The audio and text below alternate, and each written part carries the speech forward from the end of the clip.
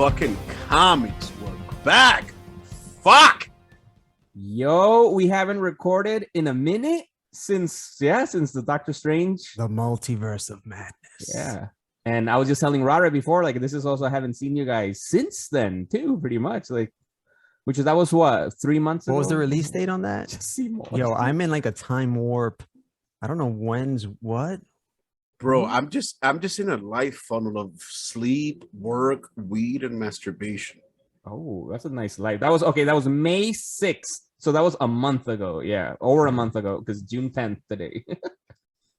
And I feel like we got hit with mad like news tidbits, like posters, trailers, all kinds of cool shit. And shows too. We've gotten a lot of shows drop and everything. That all man in that 1 month, man. Damn.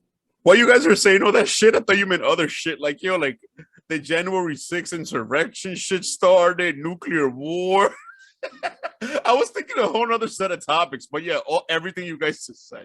That's well, no news, because the January 6th thing that's been ongoing, and but the hearing started today though. Oh no, the public hearing. Fuck. Yeah, no, the Ukraine stuff's been going for a minute.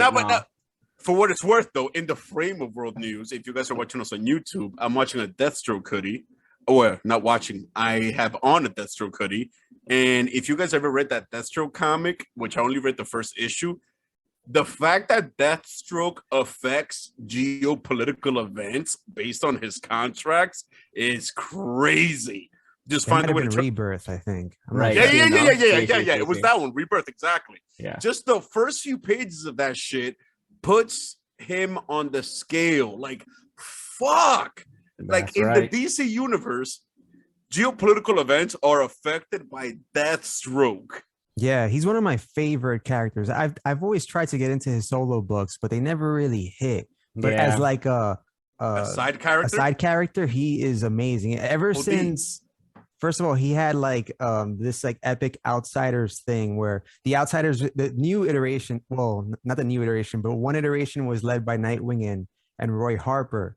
And then like Slade was disguised as Batman, feeding Roy Harper like news about who to take down. But all he's doing is using them as his own little like hit teams, take down like the competition. It was really good. And then Brian Metzler and Rags Morales and Identity Crisis had him take down the whole like league in like 5 seconds or some bullshit, like a Batman-esque moment. Like, yo, he's always been a fucking awesome character. I did not read that, but that is literally one of the best storylines I have ever fucking heard.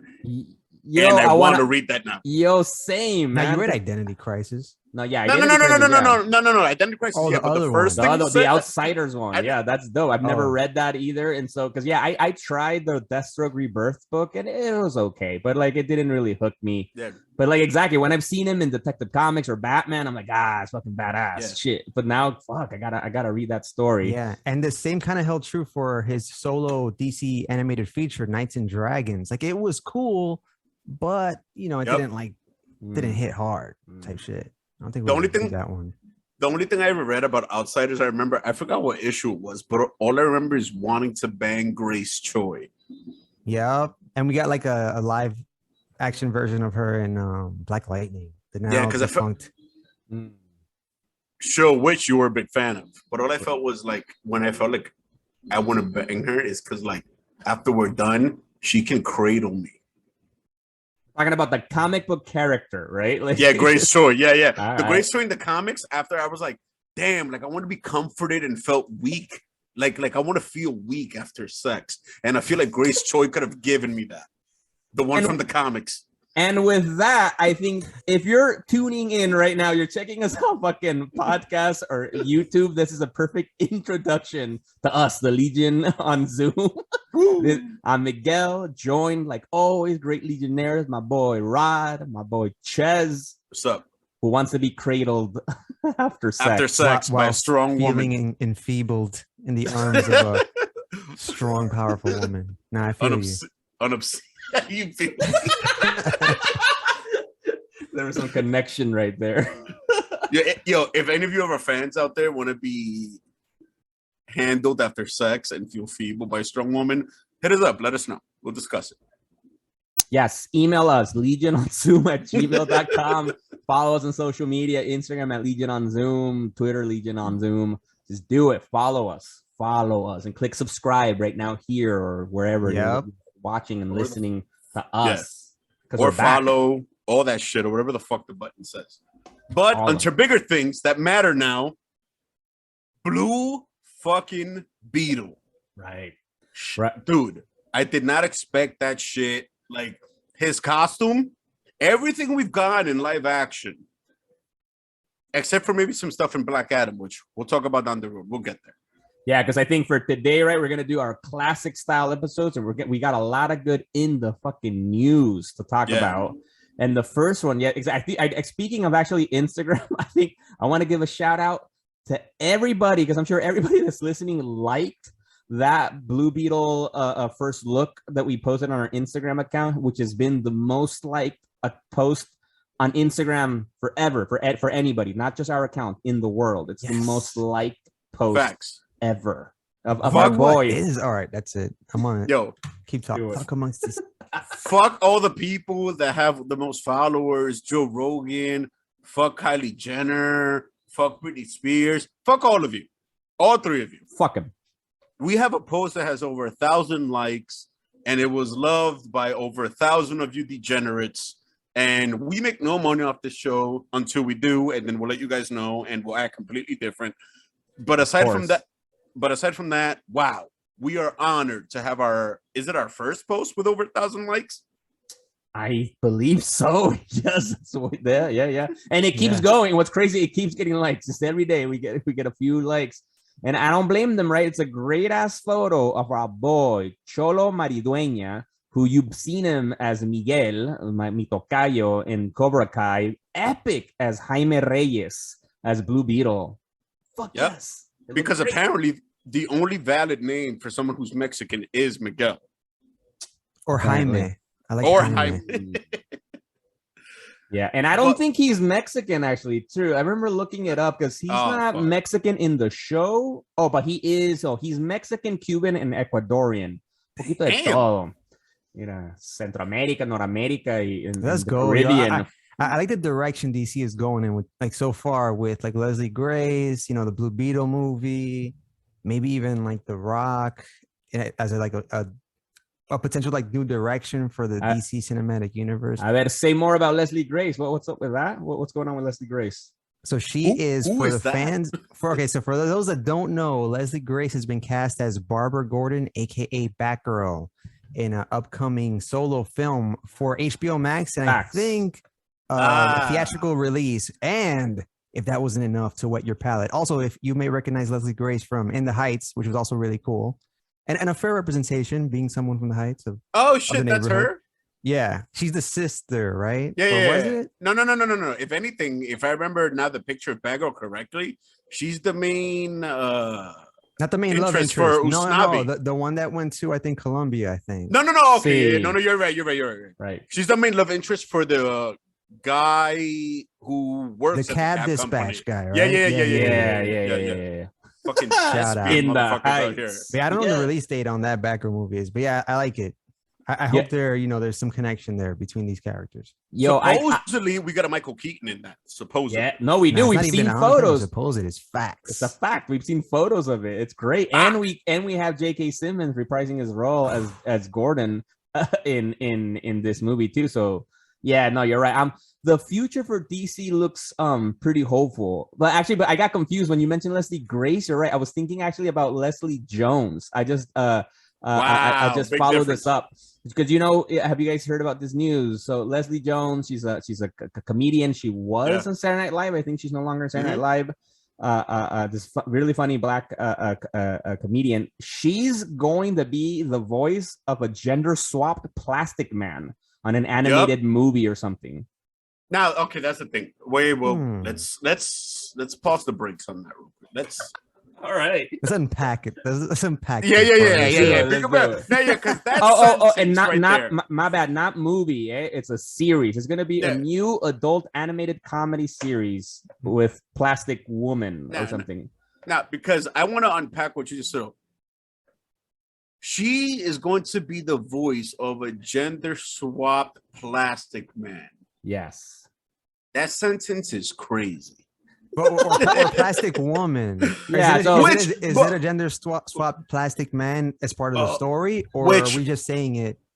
No, we're just saying because it's instead of plastic man, they're just doing a plastic woman, which isn't like. But the character is based off of Plastic Man from the comics. That's fucking stupid. Okay, for a second there, I thought it was a show about like a transition plastic man. I was gonna say, whoa, DC. No. I know you're really no. That's fucking woke.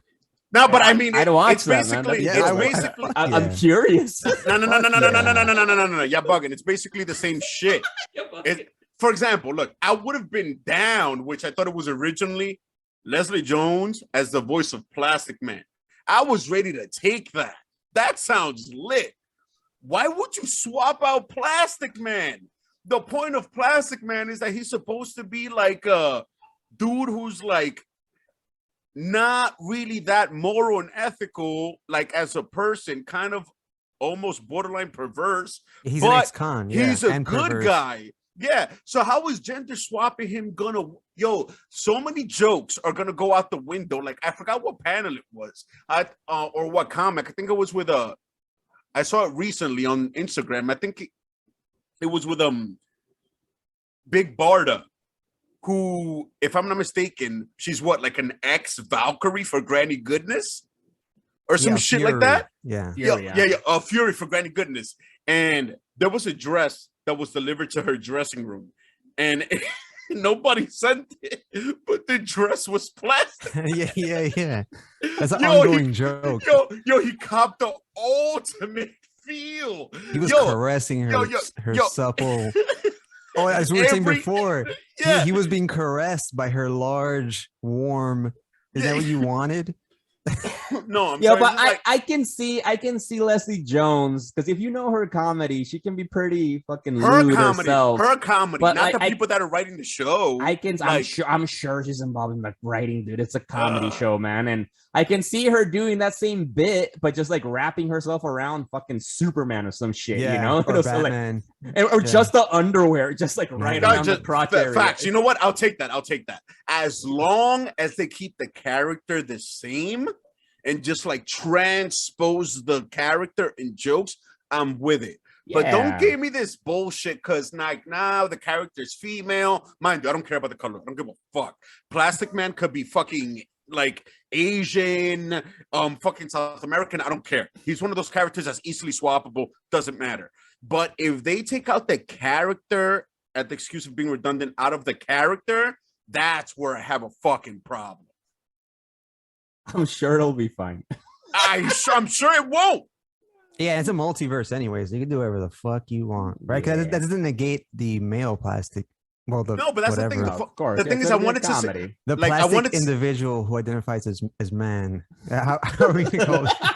No, yeah, but the thing is, I want to see those jokes.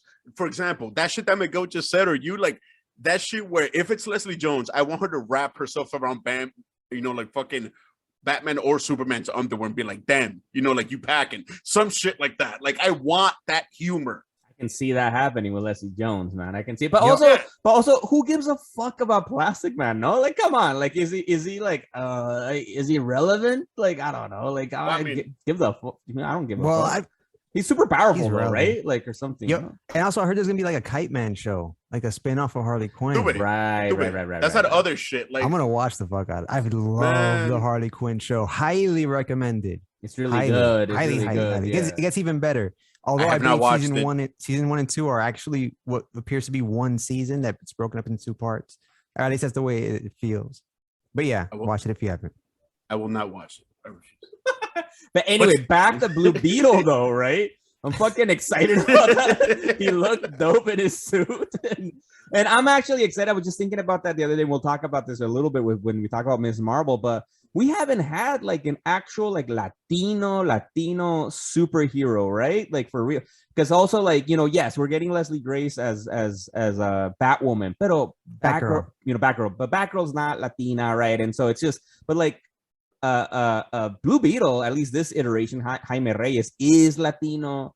I don't know anything about it though. Like I just know him from fucking Young Justice and that shit. Like I don't really read his book. And you know what's funny? Sony announced like a new Spider-Verse movie, El Muerto or some shit like that. Oh, right, with Bad Bunny. Yeah, with Bad Bunny. And that's them like trying to like I guess get there first or get their Latino hero because it's gonna be the next wave. You know, it's a wave. I'm looking forward to it, by the way. I want to see them. It's our wave now. just that's gonna flop. That's gonna fucking bro. Miles Morales. No, he's gonna blow up the internet. El Muerto, please. El Muerto, no, that's gonna suck. That's gonna be a terrible. I don't even know. I'm like, come on, I'm wearing a Spider-Man shirt. I'm a big Spider-Man man. Who the fuck is El Muerto? I feel this is just actually Bad Bunny going to Sony, going like, oh yeah, hey, I want a movie.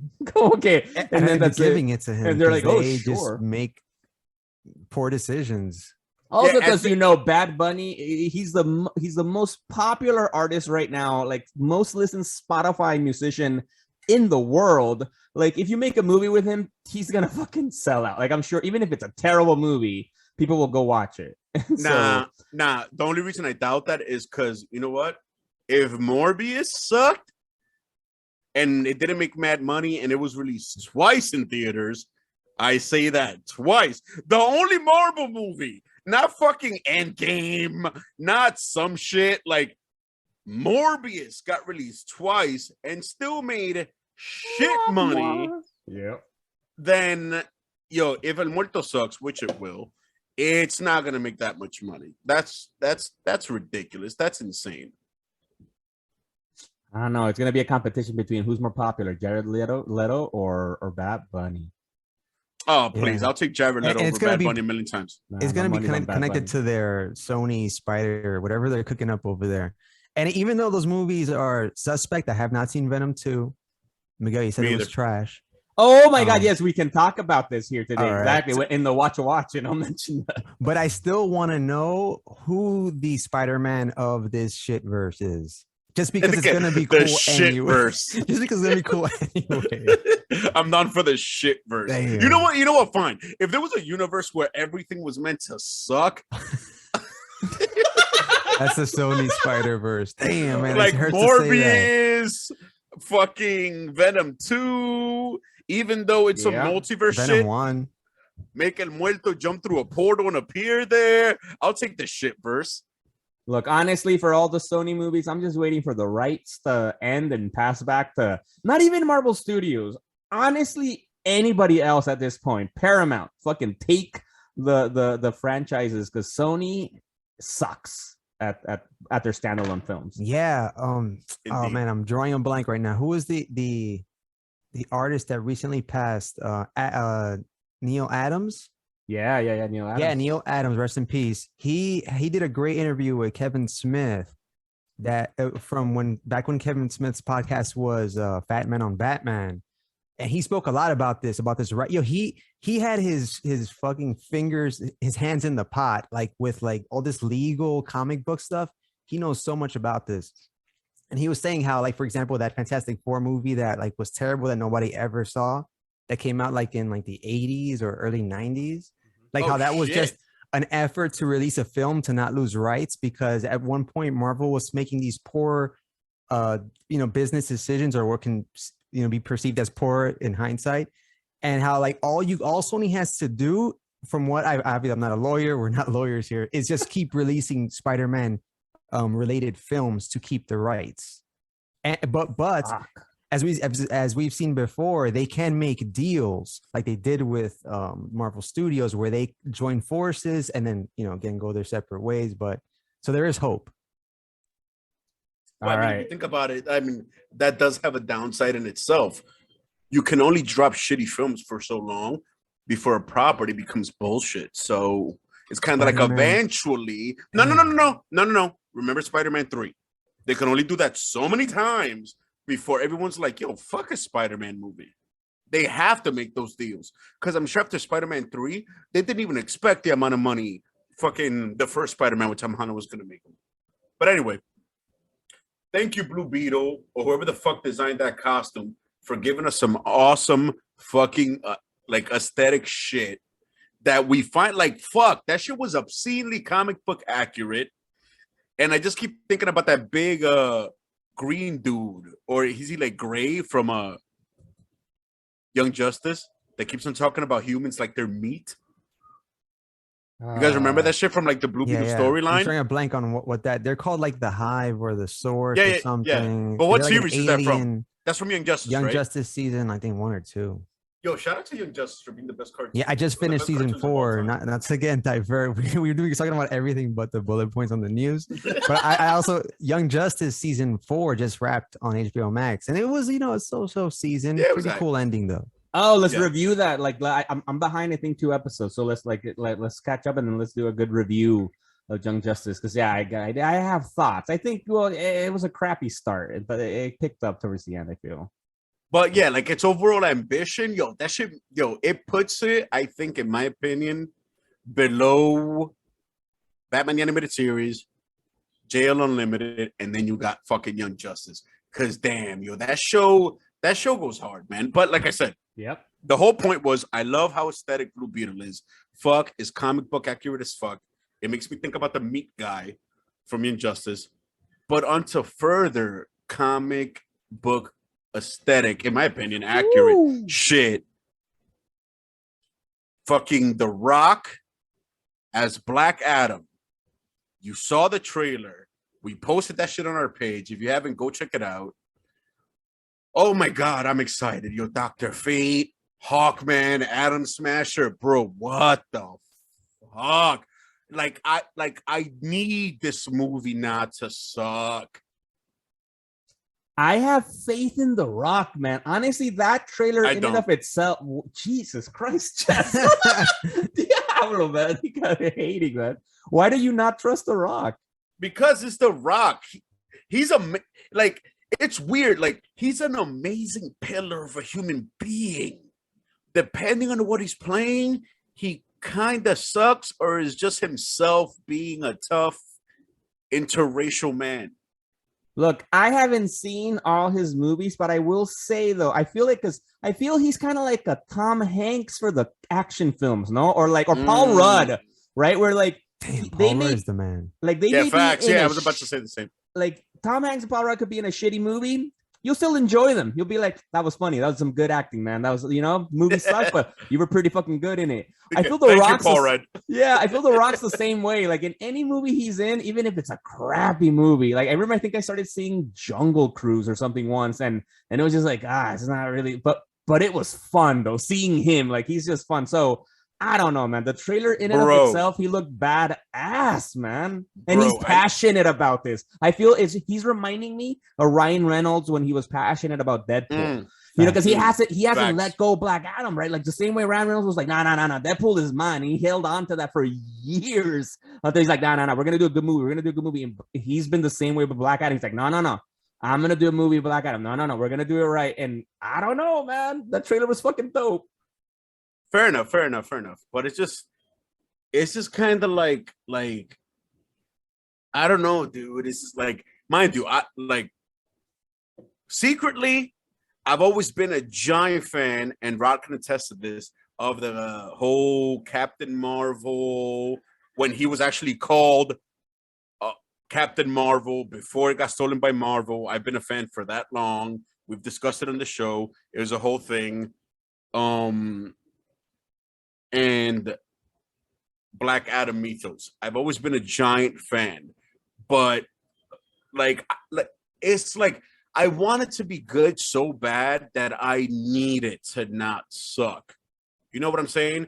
And I saw that crappy movie. In my opinion, it was crappy. That it was The Rock, Gal Gadot, and Ryan Reynolds. Funny you mentioned them. That shit on Netflix when they're all thieves. Oh, I haven't seen that. How is that film? That shit kind of sucked. What's that movie? Which one's that one? I don't know. It's something about thieves, but I forgot the name. I'm looking it up. It was so forgettable. But oh my God, I'm like, I'm watching Wonder Woman and Deadpool with the future Black Adam, and this movie is not what it could be. Like, oh my God. But I stuck through it. It had an interesting twist, and I'm gonna watch the sequel. Look, man, I don't know, man. So it's called Red Notice, and it got freaking stupid ad blocking motherfuckers. 36% from the reviews, so which is fucking bad. But the audience said 92% for the movie. The audience loves The Rock, man, and Ryan Reynolds. Shit, I'm seeing that tonight. Yeah, because it's like you can't avoid how handsome and beautiful, like, you know what I'm saying? Like, they're undeniable people, and if they put a little bit of effort, they can make almost anything great. Yo, but we're talking about a Black Adam what seems to be like Black Adam versus the JSA. It's like they took the whole dark side versus the JLA thing, compressed it, and jumped 20 steps. Bro, and it's got GoldenEye as fucking Dr. Faith, man? Yeah, that's amazing. Okay, one. Pierce Brosnan is my fucking favorite 007. Nah. Cosign. What? A favorite? My man. Do you remember when he was like in his prime? That dude would have sex with you. I'd be fine with that. I'd be okay with it. He's a good looking man. Yeah, he was type Bruce Wayne-esque. OD. He could have been I don't know, earlier. I gotta go. Remember him and Mrs. Doubtfire and shit? Oh, damn. Yo, deep cut. Yeah. I wouldn't go Bruce Wayne only because he never, his face always looked type like slim and aging on the low. He always had a distinguished look. I feel like Bruce Wayne looks like obscenely young. Almost like a Dan Bilzerian without the beard. No, I kind of feel you on this. Also, that like the European look thing. It's kind of distinct. I don't know. I want my American comic book superheroes to look American. Exactly. But Rod, I want to know, what did you think of the Black Adam trailer, man? So I was already impressed by the teaser that they released at Fandom. We saw a lot more. Obviously, we saw the Atom Smasher, we saw Fate, Typhoon, all kinds of cool Hawkman, all kinds of awesome shit. So I'm already like excited, especially like hearing The Rock talk about that he's gonna like establish a new direction for the DCEU, and I feel like he's so powerful as a presence that he can decide, he can make executive decisions on where this movie's going to go. So I'm excited about the whole thing. I feel like it's at least not going to suck. Will it be great? Who knows? But, I'm looking forward to it. And also I have a gripe. I have a quick gripe on the low.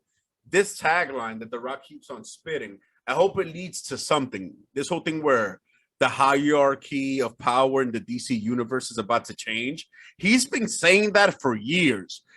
That means I need The Rock versus either a Zachary Levi or Henry Cavill. That shit better fucking lead. I mean, obviously, it has to lead to Zachary Levi. For the fans who don't know, if you don't know your shit, when it comes to like the Wizard, Shazam, it's a whole universe. Like, just try to look into that. They're basically polar opposites in magic. But for the people who don't know. No, I'm sorry. I got to geek out a little bit here. They had the same power source. They're just like personalities different. But they both are powered by Shazam, the Wizard. Yeah, I mean, that's basically what I said. What did I say? They're opposing power sources or some shit. No. I mean, kind of like some Star Wars shit. No, I mean, which is kind of but it's the same power source.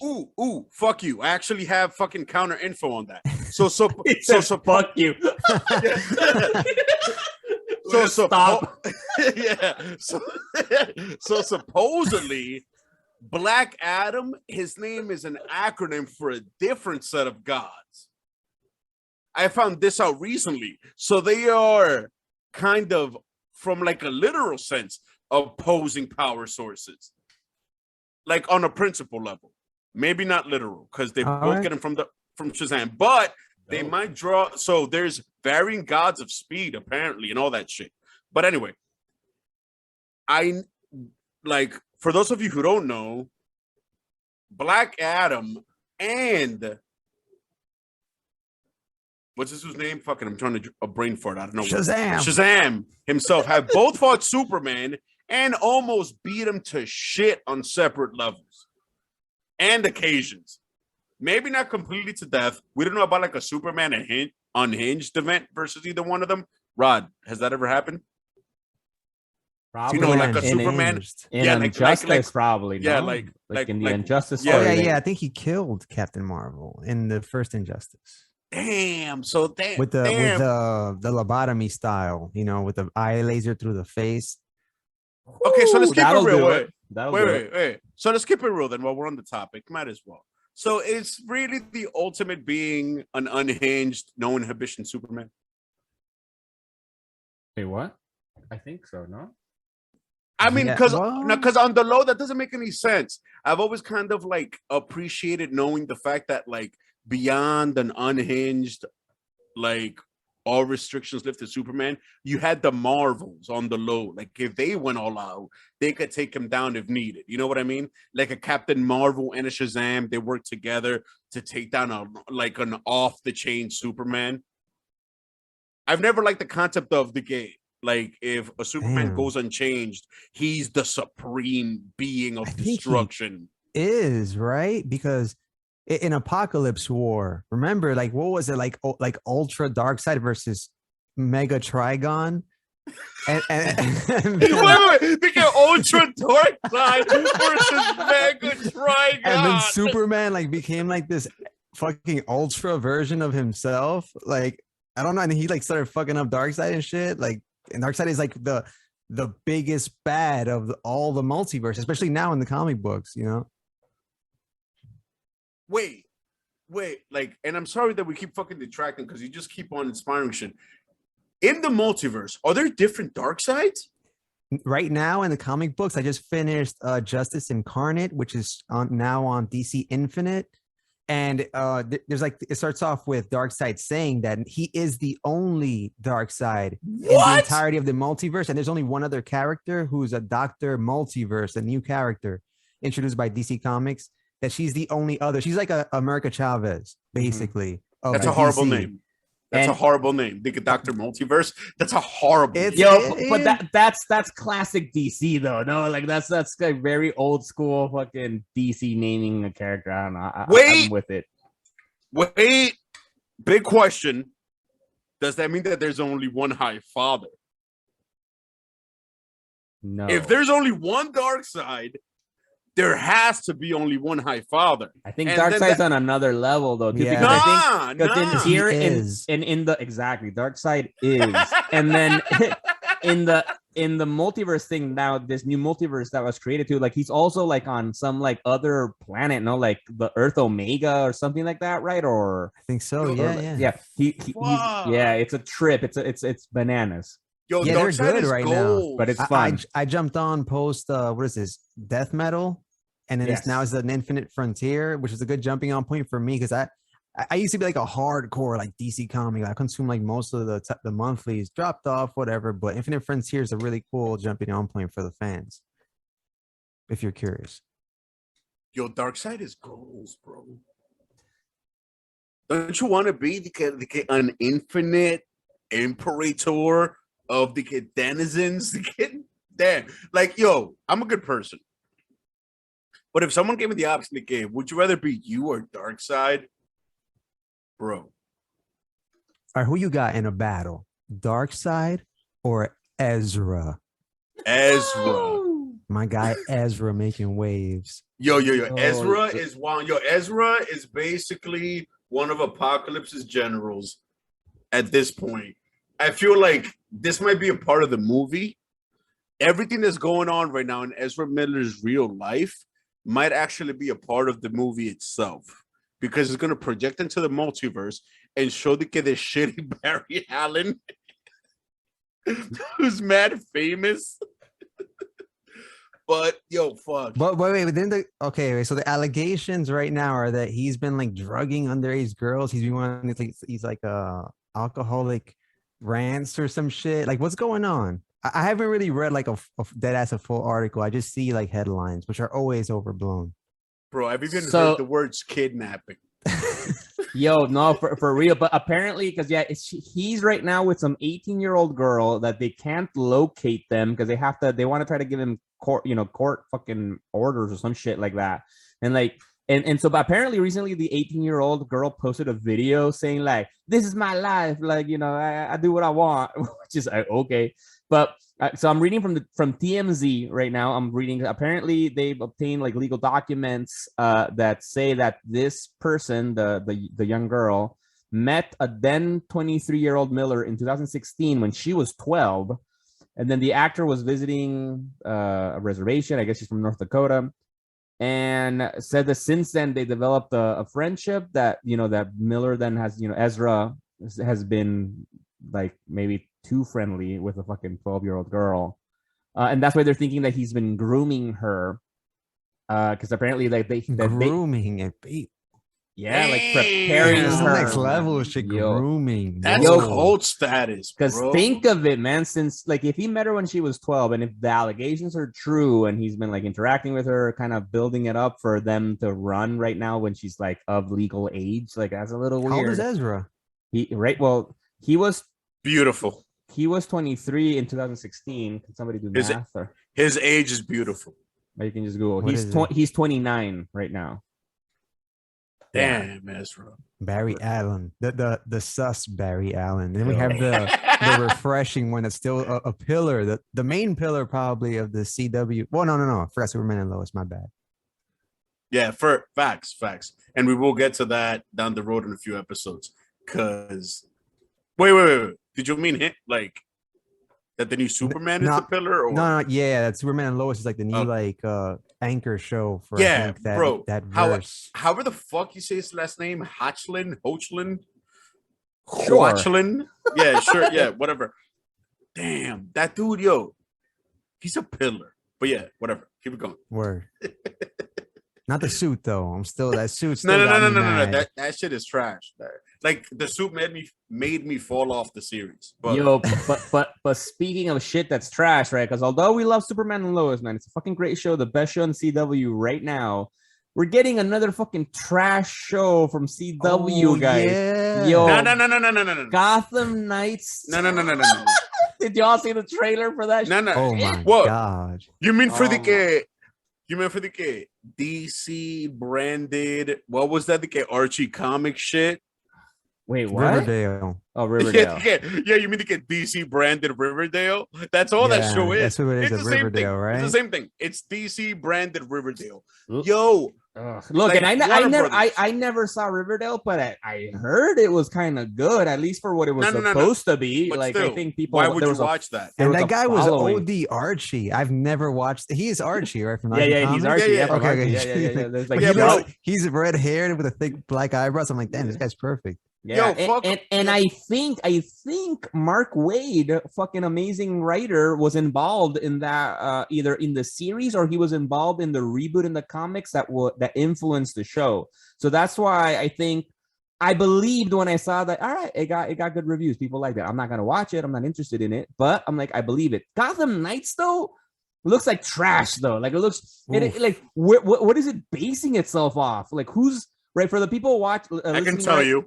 For the people listening and watching, right? Gotham Knights is going to be this new CW show where Batman is dead. He got killed, and he has a son named Hunter that is like this rebellious teenager that then joins forces with a bunch of other teenagers who are like kids of villains or some shit, and to solve the murder of who killed Batman. And it looks terrible. I can tell you who that shit is based off of. That shit. That horrible fucking show, which sucks so much ass, aside from being based off of Street Riverdale, is based off of market research. They got a shit ton of numbers in that set in some way their target demographic is basically between a certain age and a certain age, and this is what they want to see, and this is where the advertisers are. This is where you want to make money because of everything that's going on in the world. Tinfoil hat.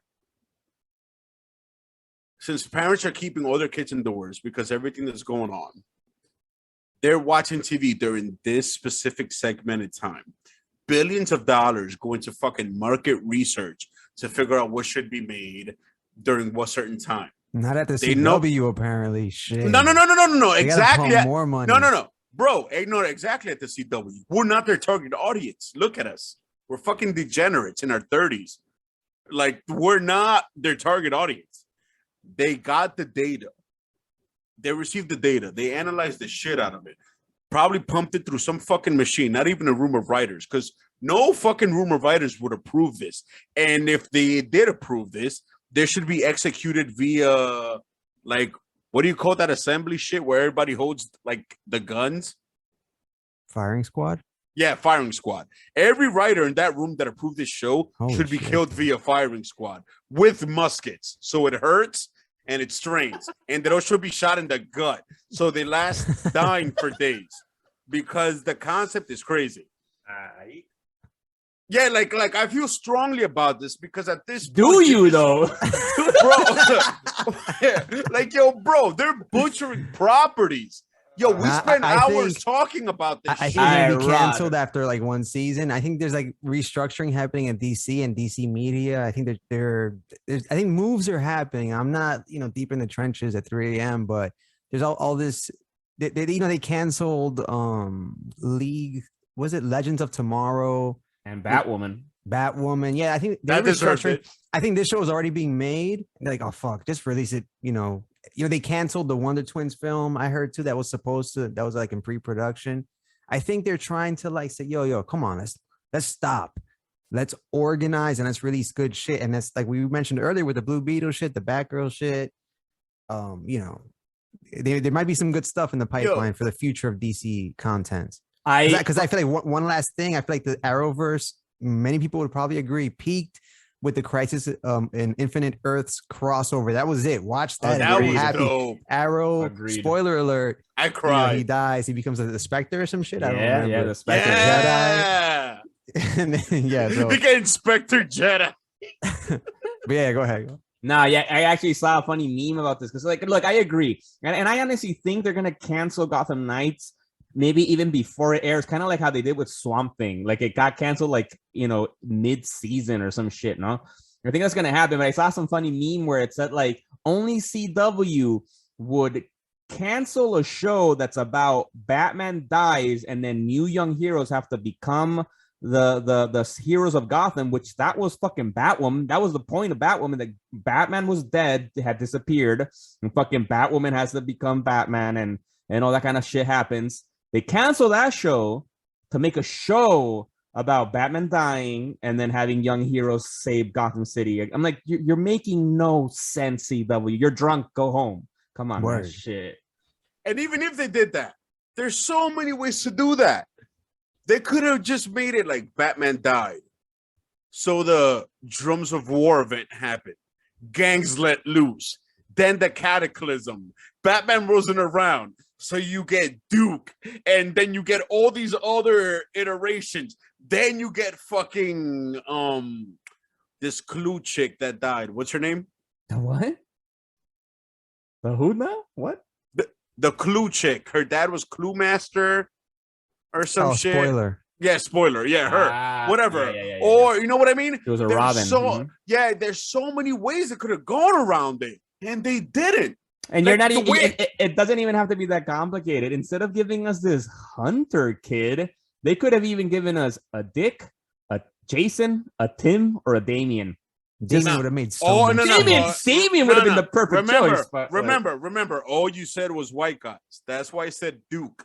Like, this could have been like the moment for inclusivity. You know what I mean? Like, the Cataclysm event happens. Bruce Wayne dies saving someone. He can't control Mother Nature. It be like that.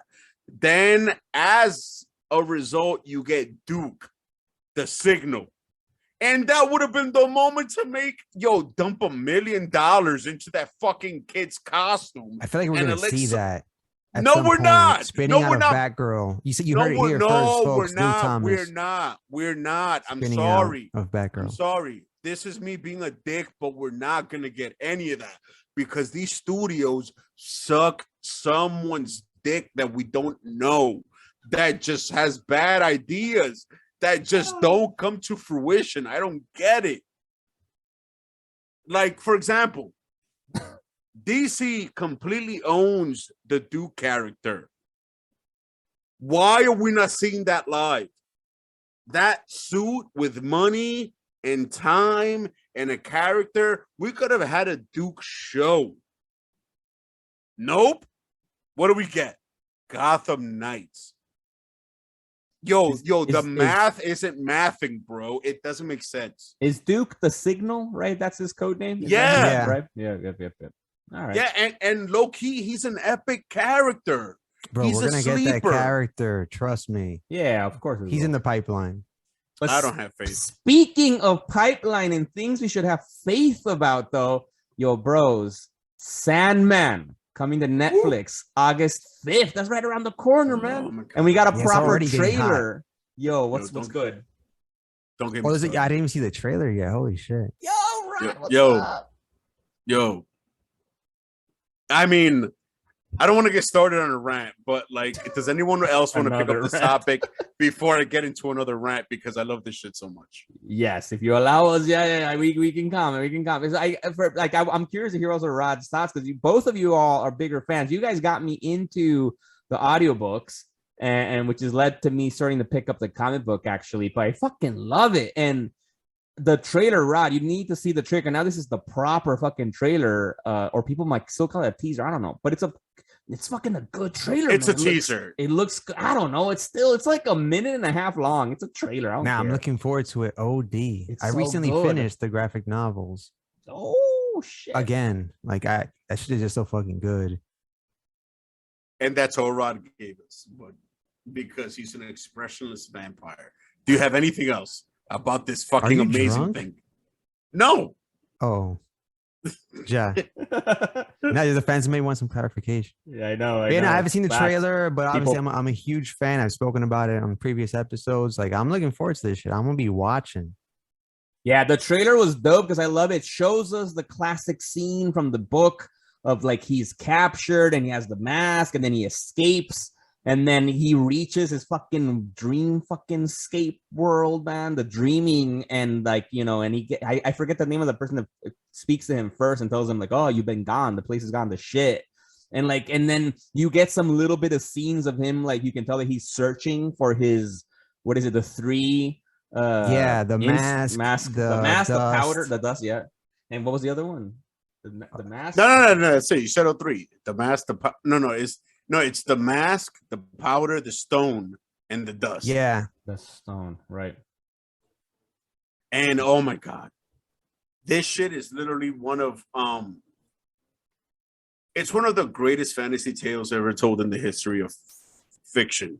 Fact. This thing won the Eisner Award, which was meant for like straight up fiction, non-illustrated things. And because it won, if I'm not mistaken, I've seen enough documentaries on this shit that after the Sandman won the Eisner Award, comics were banned from it. Like, what?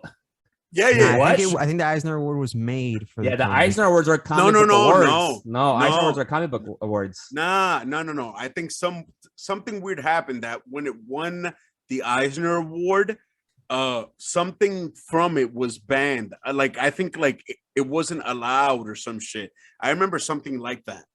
But dude, I don't remember that. But yeah, the Eisner Awards are the comic book awards. But man, shit, like I guess it would have been that fucking impactful, man. The Sandman, man, shit, that shit is so good. But yeah, like I have never, mind you, I didn't even read it. Rod did, and Rod has always pushed it, and I've always been like a little bit hesitant. But then I picked up the audiobook. Act 1 was one of the greatest things I've ever experienced. Fuck your other senses. Feel, seeing. What are the other ones? Smell. Yeah, it's like one of Audible's biggest productions, and we're gonna go. I'm thinking Spotify. So anyway, we're gonna talk about Batman Unburied, which is another like big audio production. Woo! But like before that, I feel like the Sandman was like the first real large production of a graphic novel series. I think it's 2. No, they're making 3 parts. I think because each act is about 3 graphic novels. The whole series is 10 volumes, which I highly recommend. I recommend it in any version, either the upcoming show, the Audible, or the graphic novel series, which is amazing. I got a potentially controversial take because look, watch your mouth. I tried getting like the comic book, the art didn't pull me in too much, though. It was I don't It's a know. slow burn. I know. Hang in, yo. Trust me. It is one of the best things you will ever read. And of course, I read 90% comic books, right? So, and it's one of the best comic books but still, even outside, they've written just multiple books written about this graphic novel series. People have written dissertations about this graphic novel series. It is that good, and that's why it's been like held in production for so long. I think it's been in discussions forever, and I really hope that Netflix, treats it as it should be. I feel like it should have been an HBO Max show, but whatever. I hope that doesn't matter and that it's still good, regardless. But I'm looking forward to it. I mean, yes. Just based off, and this is a stretch, but understand what I mean. Just how we got Punisher, I believe we could get a good Sandman out of Netflix. I hadn't thought about that. That's a good point. Yeah, because they're both in the depth of humanism. Like, people think of themselves as like, yeah, I'm happy-go-lucky, I'm here, like what I'm doing on Twitter. Like, no. You're actually a very guttural thing with multiple divisions that handle different aspects. And nothing on earth that I've seen handles that better than I was about to say Iceman for some reason. Than fucking the Sandman. And a big thing, I never read it. I'm guilty of it. I never read it. Rod had mentioned the audio thing a couple of times, but I never dove into it. Something happened when, I'm not going to lie, I got it for free from Audible. Nothing happened. It was free. Because aside from that, it cost $30. But that was what happened. It was that I got it for free. So I started it. And the first thing I did was ask Rod, like, yo, is this the actual thing? Am I getting shortcutted? I don't know if that's a word or short. Oh, no, it's the actual thing. I think with added exposition. I'm not 100% sure. Yeah, no, for sure. With added, there is. Yeah. And it's even novelized. Because it makes sense, exactly, because it's a novel, exactly. Because I remember listening to, because they're describing things that we would see in the comic book, right? And so they're describing how somebody, like how Morpheus is fucking, the Dreaming is fucking dressed, no, and all that kind of stuff. Yeah. Describing the whole landscape and all that kind of stuff. Yeah. So they're going into greater detail. It's a fucking production, man. My God. I think actually I was thinking about the other day. I was thinking the other day that this is kind of crazy, right? Because like I feel like, isn't this like back in the day, like before we had TVs, TVs were black and white, like people would listen to the radio and be like the stories of like, what was it? Like, what was that space dude? Something like Attack from Mars shit. They would do stuff like that too. Or like Flash Gordon, like stuff like that. It's like, we're back to that. Yeah, Unburied has that spirit, but we'll get there. We'll get there. Yeah. But I think that's pretty much it for the news, no? And then the other thing, the biggest news was like, speaking of fucking good shows, is The Boys season 3 just dropped, which we'll review eventually, but season 4 got renewed already. So it's like, shit, that show's on fire, man. Yeah, for sure. Dude, after the first 3 episodes, I was fucking shocked. By the way, yo, all you real nerd fans out there, make fun of me in the comments. I don't give a fuck. Shout out to Jensen Ackles and Jared Padalecki from fucking what is this shit? Supernatural, for being one of the greatest shows of all fucking time. And then shout out to Jensen Ackles for getting one of the bigger shows of today. Yo, Supernatural is one of the greatest super fictional shows of all time. And if I'm not mistaken, both fucking Supernatural and The Boys have one of the same showrunner. Shout out to Eric fucking Kripke. The worst show. Yeah. And also Jensen Ackles is the fans, Jason Todd, aka Red Hood. OD! You guys know what I'm talking about. Oh yeah. He's even done a photo shoot. Go fucking check out his page. That man's voice needs to be, I want, like, when you want people to make a living off of comics, like, it's weird. Like you don't give a fuck about famous people, but you want certain people to make a living off of comics somehow. Like, like you want them to be okay. That's fucking Kevin Smith, who's a dude, Kevin Conroy, and I'm adding This motherfucker. Rosario Dawson has a nice resume. Yeah, she's working her way there. Yo, she's and not actually, there yet. Speaking of Rosario Dawson, because I was thinking about Jason Eccles, right? Is the fucking Red Jensen. Hood Jensen? My bad, I'm fucking but that Jensen. guy. Say it correctly. He's the Red Hood of the fans, though. I feel like the fans have power, man, and we can do this, right? Because for instance, apparently, I remember reading that apparently, like this graphic artist, Boss Logic, who did eventually he rose up and did the show. The teaser for Black Adam.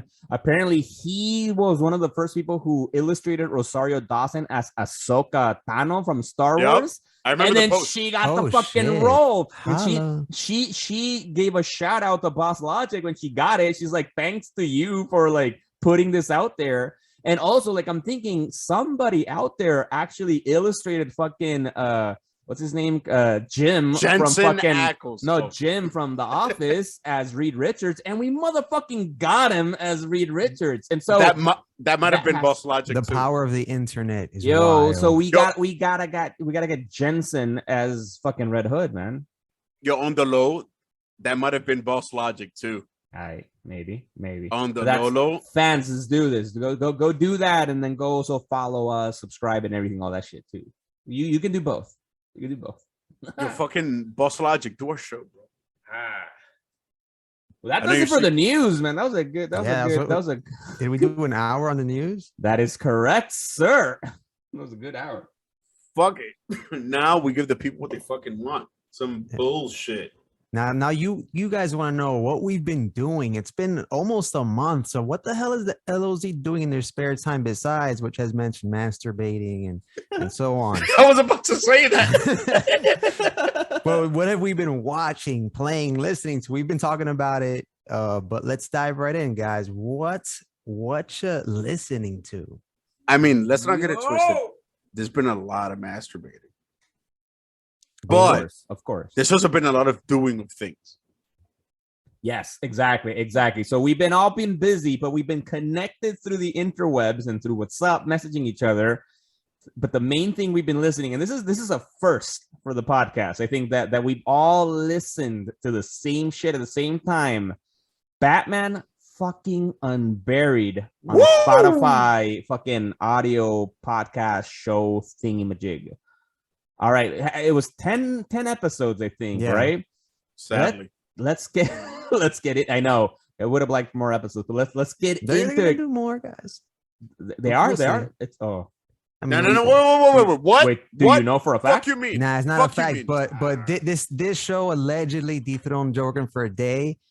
It's made by David Goyer and a ton of other people. I don't mean to shortchange anybody, but come on, he is one of these world building guys. This is not a one-off, especially seeing how successful it was. And David Goyer, for people who may not know out there, he was like, what was it? He was the writer with Christopher Nolan, right? For the fucking Batman, for the Batman trilogy, X-Men, you name it. He's done it all. And another fun thing actually about the show that highlight about Batman Unburied. Also, I don't know if you listen all the way to the end of the credits, when they list everything, the episodes, the actual story was written by Saladin Ahmed, who he's a famous Marvel comic book writer, most famously known for writing. He's been writing Miles Morales since Bendis stopped writing Miles Morales and passed it on. He's been the main, and I liked his runs. I was like, oh shit, he wrote Batman Unburied. That's so cool. I'm glad because they had a comic book writer doing the fucking show. I'm like, good. You have it in good hands, right? Because like I know we were listening, I felt like whoever wrote it, which now we know Saladin Ahmed, do our show, Saladin Ahmed, because I believe he's actually he's in Brooklyn too. We could go fucking stock his shit. Anyway, yeah, but like he knew his shit, man, because they gave us a lot of Batman, like a lot of good stuff. All right, let's get into it, man. Bro, first fucking thing that we need to address. This Batman was voiced by a black man. And Winston. Who is the fucking man-ape, M'Baku himself from the MCU. Good Lord. And I got that wrong. It's the other way around. It's not Duke Winston. It's Winston Duke. Yeah, I was gonna correct you. My bad. You get there. My bad, Mbako. Duke Winston. I was gonna let you get there. We Americanized him. How dare we? My name's Duke Wilson. Or some Midwestern guy. As blue collar as fuck. Yo, that man has a ranch. Shit, man. I'm not fucking with Duke. Yo, he had a twig in his mouth and shit when he said that. Fuck. Yeah, Yo, if I'm he's not mistaken, he's like killed this a had couple more of than men. one writer, I think. Oh, did it? Yeah, I think the different episodes were handled by different, but I'm not 100% sure. Oh, because I remember hearing, I paid attention to he's things definitely the last half, you know? Yeah, he definitely wrote for sure. I've heard him credited a lot. But yeah, it's a really cool production. No, the Saladin Ahmed. Oh. It's a really cool production. So for the fans that don't know, this is like a Spotify exclusive Batman audio adventure, not to be confused with Batman the Audio Adventure, which we've spoken about briefly in the past, where Batman is voiced by Jeffrey Wright. This is a different exclusive production for Spotify, where you have Winston Duke as Bruce Wayne. I'm not sure who the rest of the cast were, even though I've heard it a million times, but they all are great performers. It's a brand new storyline. It throws you for a loop. Has had a great cliffhangers in my opinion, because it throws you into this almost Elseworlds like universe where Bruce Wayne, spoiler alert, Bruce Wayne is a mortician or something. A coroner. Coroner. Yeah, it's a different. Yeah, coroner. And his. I mean, wait. Was that even like solidified? Because that's how it starts. Yeah. Yeah. And mind you, that was all the fantasy. So we don't even know what that Bruce Wayne does. Yeah. Well, no, yeah, he was a coroner. He was an MD. Working at the GCPD. Okay, so that was established in that universe. It was established that he was an MD. Because remember, they referred to him as Dr. Wayne as well as his father. So which made sense. I got my wires crossed. Yeah, because he was recreating the shit from his father. So obviously, massive spoiler alert. Everybody, listen. This is spoiler alert. Yo, right here, man. Fuck yeah. But exactly. So because it starts right with that. The first 3 episodes, right? This is basically Batman is in this fantasy world, right, where he's a coroner. His dad and his mom are alive, and it's confusing. And he's trying to solve the murders, the serial. That's killer, what I'm saying. Is that true? What is true? Like the fact that it starts there. Do we know that that's the actual beginning? And it's not just from the podcast. Of the podcast. of the show. I mean, it is a podcast. It is a podcast. Yeah. Podcast. Like even the beginning of the show, like how do we know that that's the reality? Based on how the show progresses. You know what I mean? Like what? Okay, so you're listening to the show, and then you're thrust into this like unusual moment because we associate Bruce Wayne with my parents are dead, vengeance. But in this universe, in this reality, he's a coroner. He's been getting these bodies that are tied to a serial killer or something, and it's a kind of like serial killer mystery that unravels. And as it unravels episode to episode with great cliffhangers, you get more and more Batman lore, and things start to make more and more sense. Exactly. No, go for it. What? I also pulled up a cast list here. So we also have Lance Reddick as Thomas Wayne. You may know him from The Wire. Yes. Gina Rodriguez as Barbara Gordon. You may know her from Jane the Virgin, which was one good show on the CW too back in the day. Shout out. Yeah, I'm looking for other people. Yeah, it's a great production. Well, come on. One of the favorites for me was Hassan Minaj. Oh, yeah. Awesome comedian as the Riddler. Yo, that was sharp. That was great. Shout out to Hassan Minaj. Aside from his great work on fucking Netflix with what was that show called? The Minority Patriot Act. Minority Report. Like something like that. The Patriot Act with Hassan Minaj. That show was dope. Woke as fuck. But his work as the Riddler showed that he studied the character in as many animated iterations as he could. Because the one thing I noticed was he got down the Riddler's diction down to a T. And for that character, that shit is critical.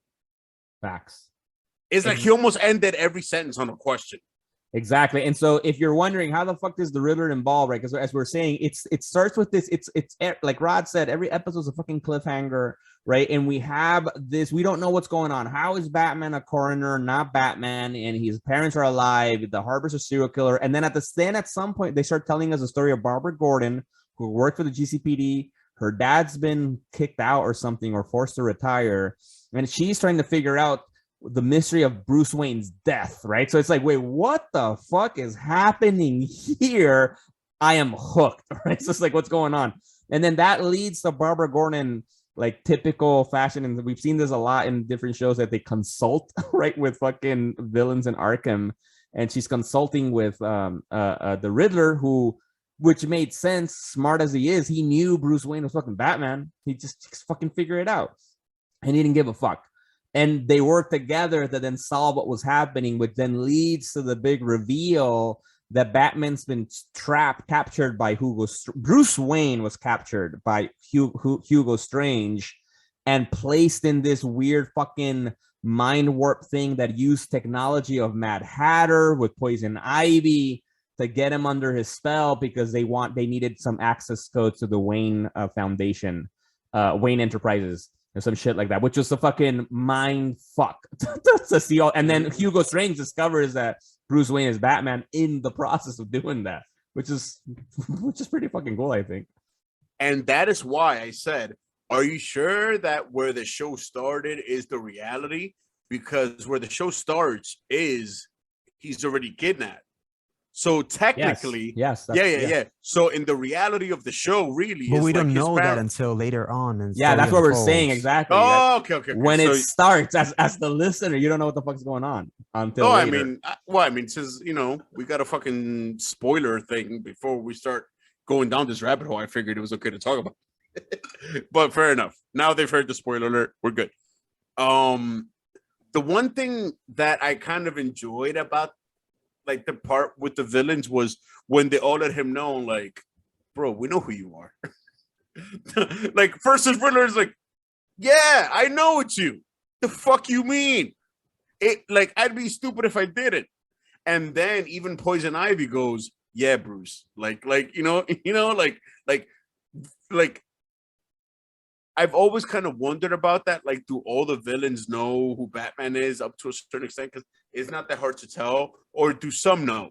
And it's more than you'd be surprised. But it's different. For this story, in this universe, Riddler was the only villain that actually figured it out on his own. Because after that, this is set also, it supposedly sounds like it's set that in the early years of Batman in a way. Because this was his first confrontation with Poison Ivy. He hadn't met Poison Ivy before, and he didn't know Hugo Strange was a villain either. So Hugo Strange finds out that he's Batman because he captured Bruce Wayne and was in his fucking head. And on some that's Inception shit. To get a key from his mind. Perfect, yo, Inception. You're right, exactly. Oh, which is another Christopher Nolan film, and David, say fucking Goyer worked with Christopher Nolan. That's a fucking great, perfect comparison. And that's how, because then as the story progresses, which gets very convoluted at some point, is then Poison Ivy's working with Hugo Strange, because they both wanted to, supposedly Hugo Strange needed Poison Ivy, but then Poison Ivy just backstabbed Hugo Strange. And that's how Poison Ivy knows that Bruce Wayne is Batman, because Hugo Strange found out. So, which makes sense. But Riddler was the only villain, at least that we know of, that figured it out on his fucking own. Hugo Strange by accident, he didn't know when he was targeting Bruce Wayne that he was Batman. He just needed Bruce Wayne's what was it, memory key, right? The memory key. Yeah, which is dope. That's a good point. This is a cool idea. Fair enough. And it kind of looks like the lights behind you, Miguel. It kind of looks like a Batman who's showing his cape to one side. He's like, yes, look.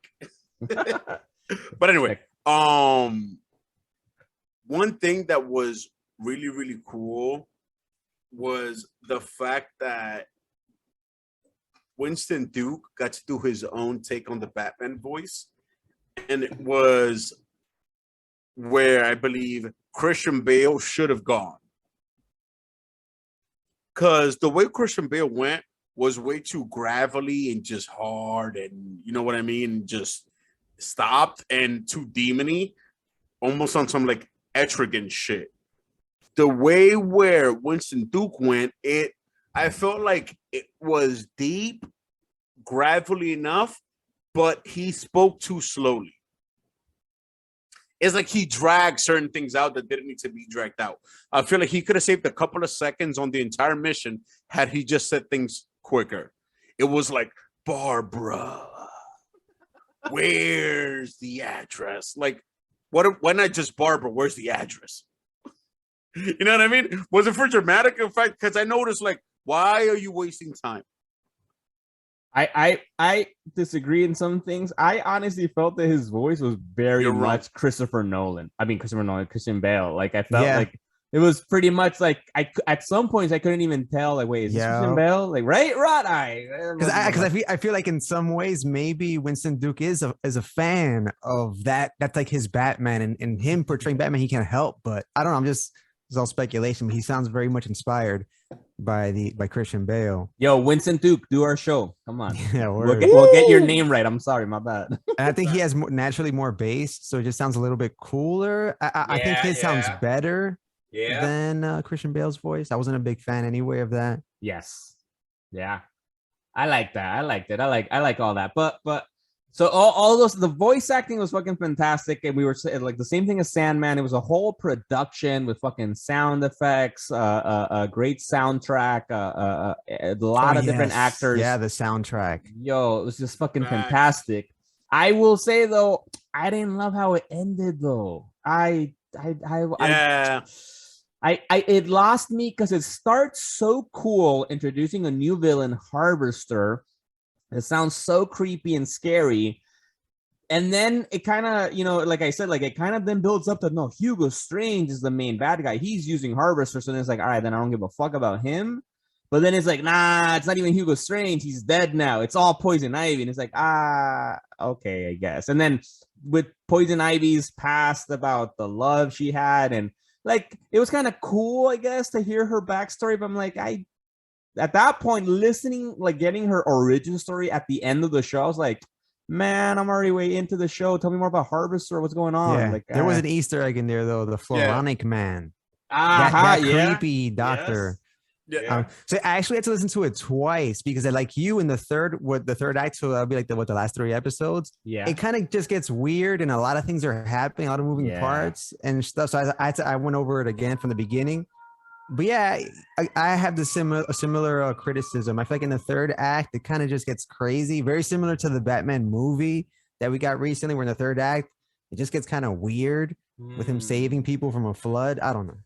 Anyway, I digress. No, that's a good point. Exactly, because it's the same. It was with the latest Batman movie, the Patterson movie, right? Exactly, because it's like you think that he defeated Riddler, it's over, and you had the whole Selina Kyle and Carmine Falcone story, but then now the city's flooded. It's a flood. What? Yo, what? Exactly, like what is happening?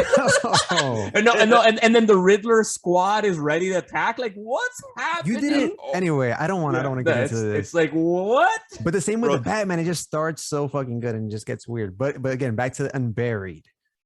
I really like hearing Winston Duke saying "Unburied" in the beginning of the show, and also the Riddick. Oh, I just said his name a second ago. Jason Riddick.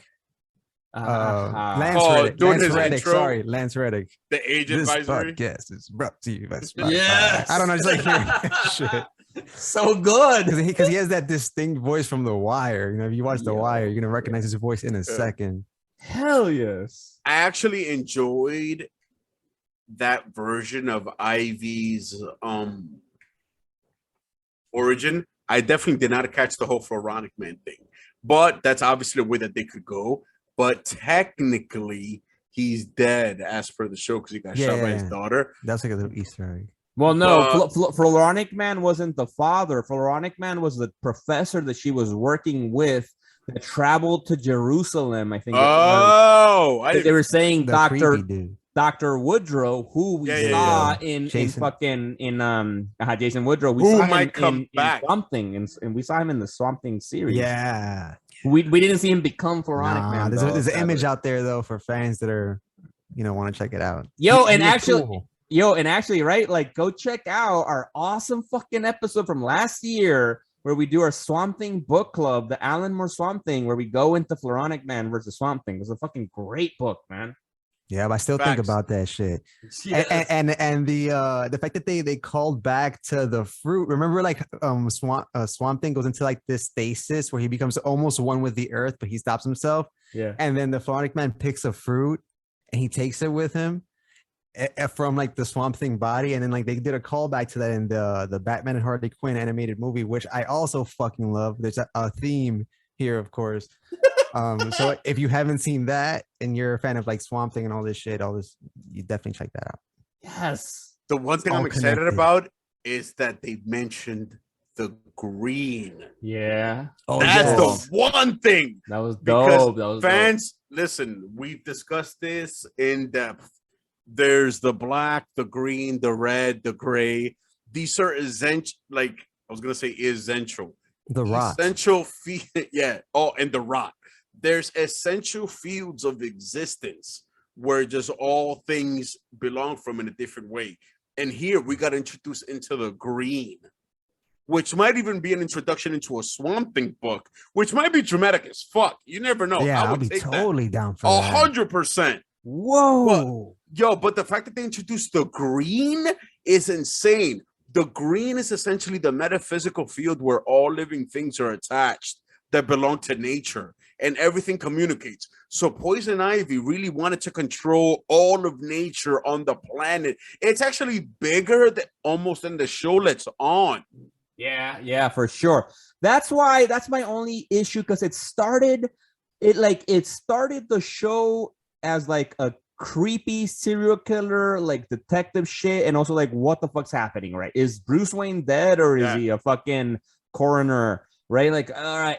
And honestly, if they would have left that at Hugo Strange was the guy pulling the strings, that would have been cool. And just make that be the final boss of the fucking show. That would have been dope. And then save all this cool shit about Poison Ivy for next season, right? Because like it was cool to hear her backstory and the whole Floronic Man tease, but like that was like 3 episodes. No, it's like they crammed a lot, and these episodes were they're like 30 minutes, 20 to 30 minutes. Yeah, they're not even that long. It's not an hour of fucking shit. So it's like there's a lot. Get ready to hear a fucking Doritos commercial like 50,000 times. Oh my God. I was about to say that. I hate that. Like, yo, I don't want to have me huella. Fuck that shit. Huella. Oh my God. Yo, as Hispanic people, we were offended. Yeah, I was offended. Yo, for real, man. For real. Because it's like English in a Spanish accent, which is really hard to do if you've ever tried that. Yes, you know what I mean. Like that's like some next level accent. It was terrible. Yo, if live your life with the I don't know. It's weird. See, no. I'm gonna try it. Yo, man, guys, remember life. I told you guys, like, because for people listening, you know, I travel a bit for work right now, and I was telling the guys, because one of the places where I was a really fucking nice resort. It was, you know, Science is a good place to work. I was enjoying Batman. I was in this fucking swanky fucking hotel that had a really dope fucking bathtub, like super deep with bubbles and shit, some spa level shit. Yo, fuck you, bro. Heated tiles. I'm fucking in it, bubble bath, thing bubbling, listening to Batman. I'm very like, I'm enjoying. I'm like, what the fuck is happening? I'm listening, chilling, and deja tu huella. I'm like, yes, yes. But I think on Spotify, fuck out of here. I think you can fast forward on Spotify. I'm just too lazy to grab my phone.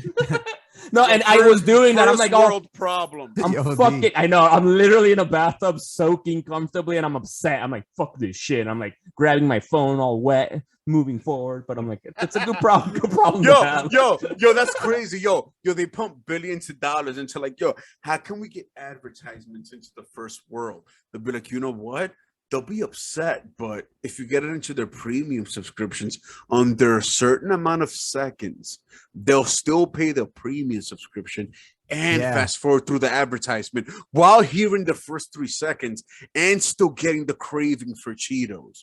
Joe Now pay Rogan us does $10 that million. now. You peeped at Joe Rogan, like he lets you settle into the conversation, then boom, commercials. Whereas before, it was right off the beginning. Yeah, at the beginning. By blank, blank, blank. No. But I appreciate that about our aspirations to Joe. We will defeat you one day or have us on your show. It's your choice, one or the other.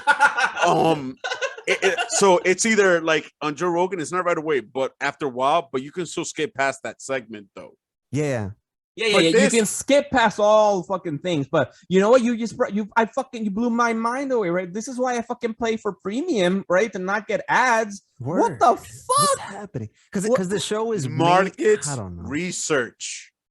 Market it's definitely research. Market. They're like I said, they just know people will keep paying. It's like a monopoly too, right? It's like because if we don't listen to this on Spotify, where the fuck are we gonna listen to this shit, right? Because not even YouTube fucking crams fucking ads and the fucking ad to like try YouTube Premium, or I'm like, no, I'm not gonna use your fucking thing. I don't know. Yo, all that being said, I deadass went to the Deja Tu Huella website just to see what the fuck.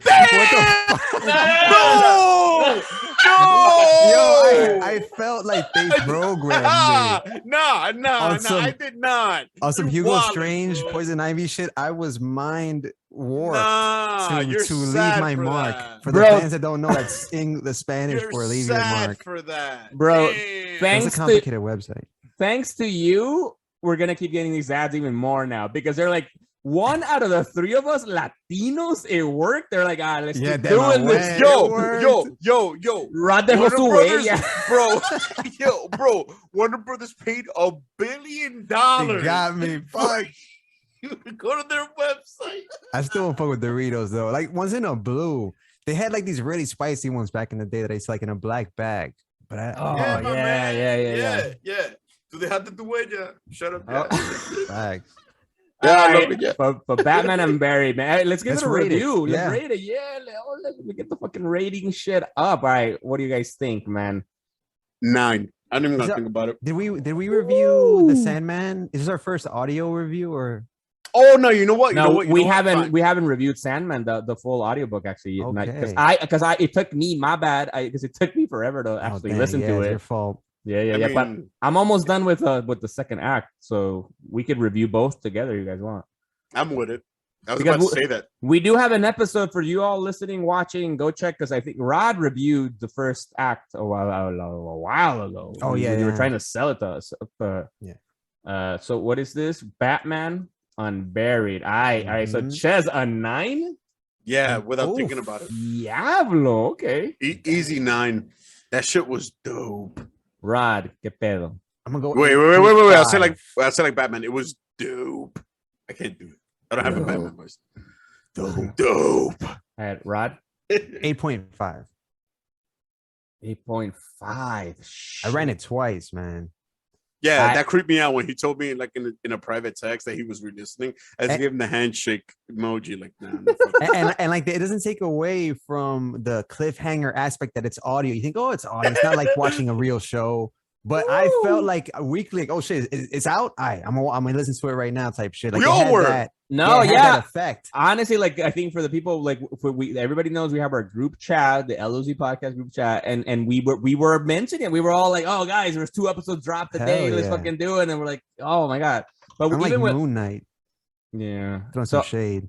I'm I don't know for no reason. Out of nowhere, just hating, just mad. Still a bad taste in our mouth, man, from that shit. I'm gonna give it a solid 8.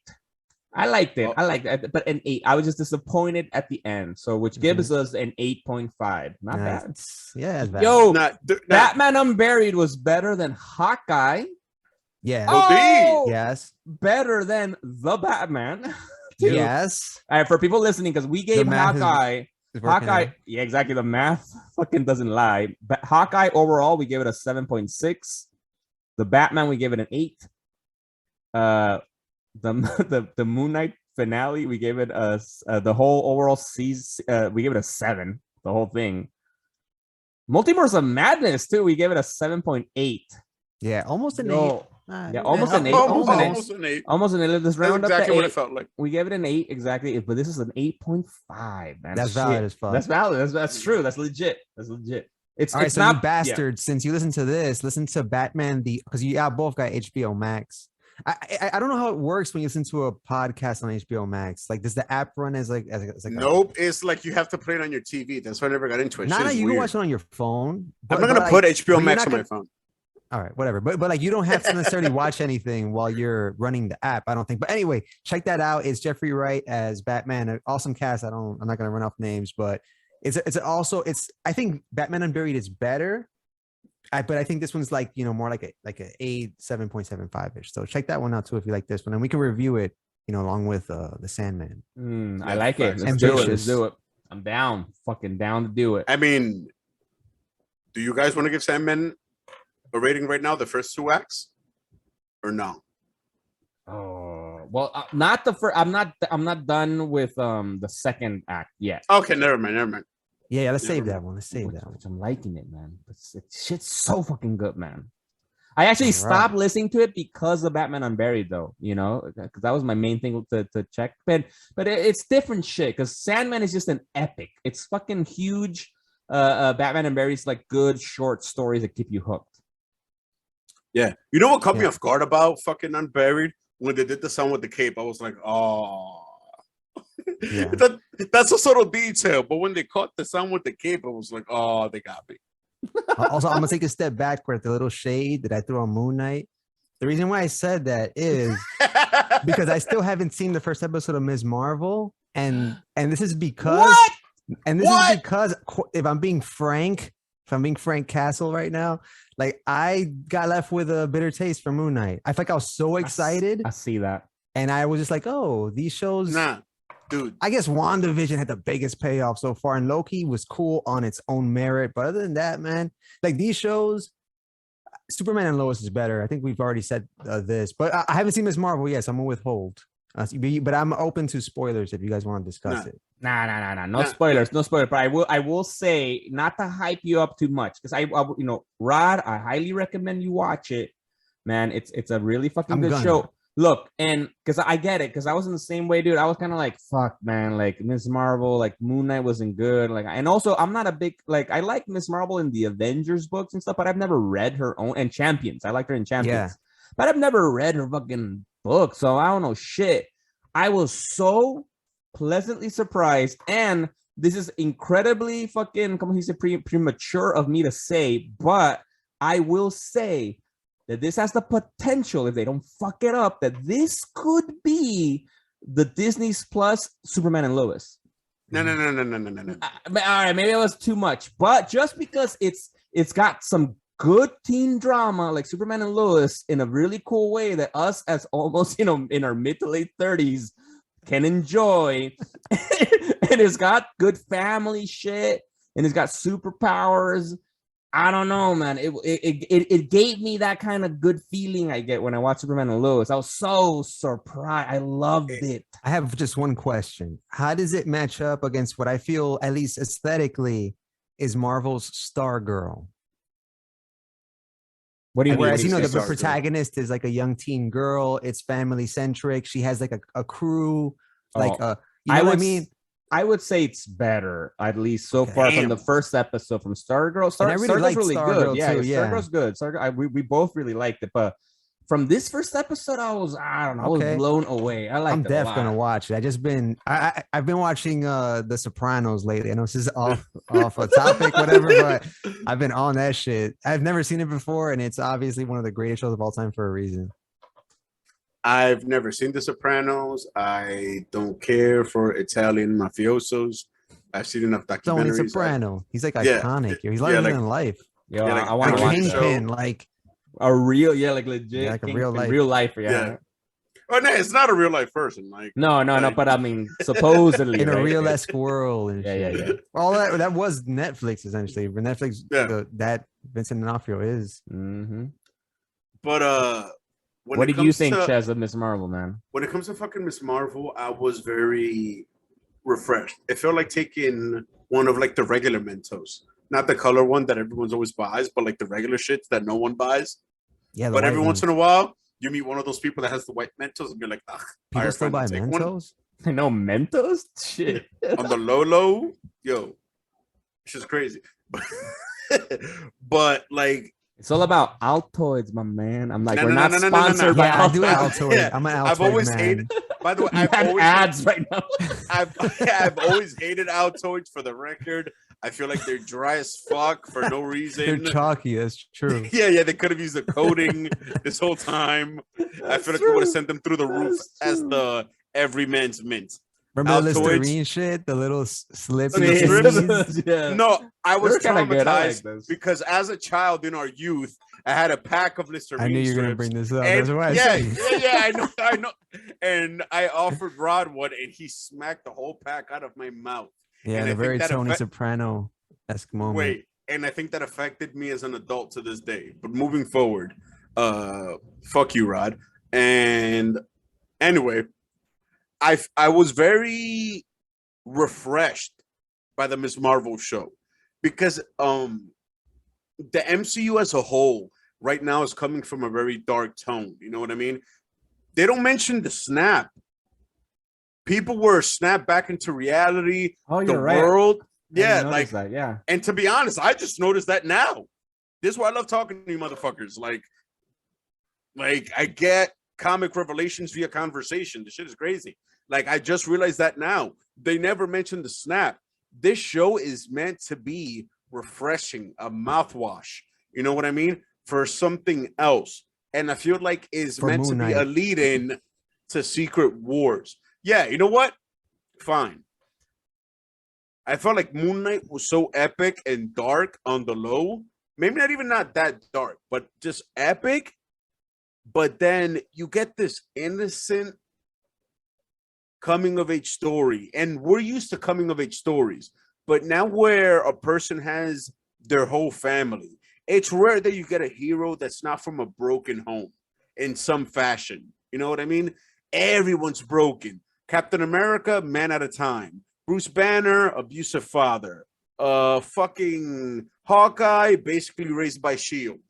Who else? Ant-Man, the Lang version of fucking thief. Obviously, he had a bad childhood.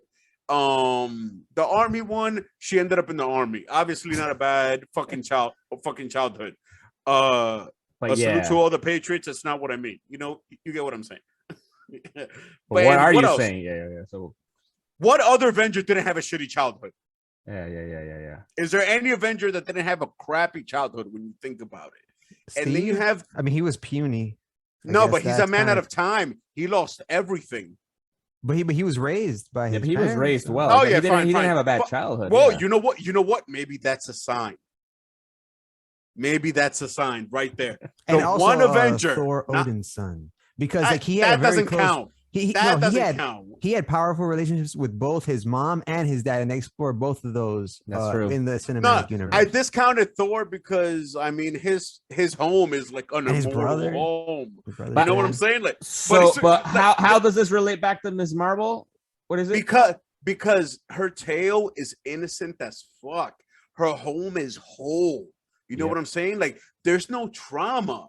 There's just like some light-hearted rebellion against some very deep-seated, wholesome values that still created the framework of the person. Right. That's why I said the Superman and Lois thing, where it's like it's his family drama and that kind of stuff, but I feel like more healthy drama. You know, that it's like, you know, that it's not necessarily just traumatic and any of that. It was refreshing to see that. The other thing I wanted to comment about it, though, also what I loved also, it's that I think this is the show or anything that Marvel, MCU has given us that is the least white.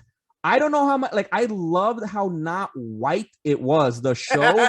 and I think it's weird, like, because I think for us, because it's heavy on the Pakistani, like, New Jersey culture. And like, look, we're all Latinos, no? And so we're not really, you know, Middle Eastern Pakistani culture, but like, I don't know, man. Seeing and or for Jersey, yeah.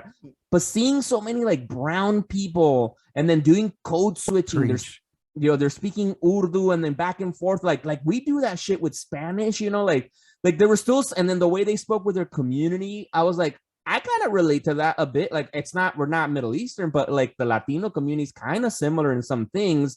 I Love that. Like, I just loved how fucking not white it was, you know. And actually, if speaking with that, I saw Marvel shared on their social media feed that do you guys know the activist that won the Nobel Peace Prize, Malala Yousafzai, who's Yeah, of course. she's a Pakistani, right, activist, shot in the fucking face as a girl, as a little kid by the Taliban, but then moved and fucking in the epic stuff. You know, she actually wrote like a letter to Marvel saying thank you for Ms. Marvel for seeing that, for seeing like the representation of Pakistani culture, the Urdu code switching that they did and that kind of stuff. I was like, oh damn, a Nobel Peace Prize fucking winner was like, good job, Marvel. I'm like, shit, it's a good show. I liked it, man. They better not fuck it up though. And now we're jaded viewers. We're like, no, don't suck, don't fuck it up. We're no. That shit. Actually, Rod, thank you for saying that because I do have a few words. You piece of shit, asshole people that just have this weird fucking reflex of typing 3 letters, MID, mid, or you don't want something. What is up with this weird reflex instinct to hate? What is up with cool culture, this weird thing that's been manipulated and altered over time from being dumb is cool, not knowing things is cool until you're older, then you realize you need to know things, then or hating things, and then like this weird ignorant shit. Because right before Ms. Marvel came out, all I saw in the comments was mid, why this character, what's going on, yada yada yada, this bullshit dog whistling. Shut the fuck up. Just absorb a show as it comes out. Like this weird reflex to voice your empty opinion on some bullshit. I get it. We have freedom of speech, but we also have freedom of thought, you ignorant fuck. Like, and I'm speaking to you as a culture, as a comic fan. Just accept things. See how they come out. I don't understand it. It's the vocal minority. Most people do support these shows and all that. As we can see, it's a fucking a multi-billion-dollar empire. But there's trolls that lurk the interwebs that like to type shit. No, I get you. You're right. But I'm trying to reach the darkest corners in the most aggressive, bullyish, disgusting way possible, because that's all that shitty, disgusting, fucking abscess wound of a crowd understands in the asshole of humanity. Like, stop being a shit. Like, not everything is mid. Just wait, watch, absorb, think, understand for a second. Like, fuck. Like, why is, like, I don't get it. Like, I noticed, as soon as they announced a Ms. Marvel show, why? Why do you masturbate 10 times a day? Nobody asks you that shit. Why are you sad? Nobody asks you that. Think about yourself for a second. Like that shit angers me deeply. I do not understand the need to resist. Like, you're paying for the Disney Plus service. Just wait till the show comes out. I don't even then hate on it. Hate on it all you want. But the hate, because it's not like, not even.